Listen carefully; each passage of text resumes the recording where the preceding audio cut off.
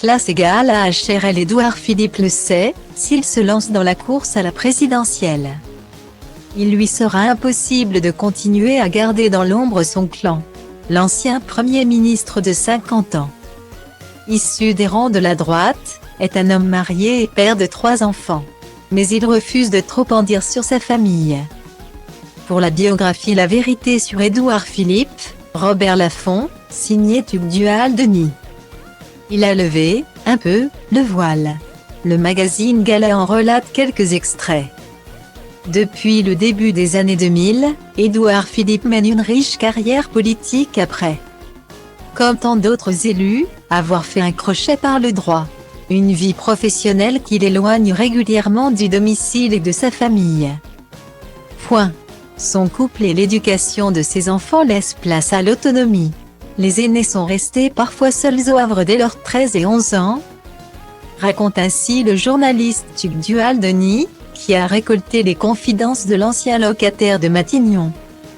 Céto, ne manque pas de souligner lui-même le père de 3 enfants, Anatole, Léonard et Sarah, nés de son mariage avec Edith Chabre. Édouard Philippe, qui s'est imposé comme rituel d'effectuer un séjour en Italie, en tête-à-tête avec chacun de ses enfants une fois son 10e anniversaire arrivé. Regrette évidemment de ne pas les voir plus souvent. Et cela ne va pas aller en s'arrangeant. Anatole, l'aîné, a eu 18 ans cette année. Il est parti étudier à Édimbourg, précise l'auteur. Ce qui chagrine l'ancien Premier ministre, retourné au Havre alors que son clan est resté à Paris, qui ajoute, penser qu'en août il n'est plus là, qu'il ne reviendra pas. Juste, il s'en va. Alors, quand il a un moment à leur accorder, Édouard Philippe en profite et demande de laisser des portables dans la poche.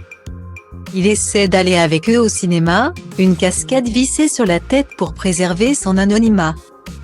Et aime regarder en famille des séries. Et, quand il était le leader du gouvernement, il prenait quelques heures le week-end pour les emmener à Souzy-la-Briche où les premiers ministres français disposent d'un charmant petit château de villégiature. Aujourd'hui, les moments familiaux vont se raréfier, surtout si l'Élysée le tente. Gala, édition du 9 septembre 2021.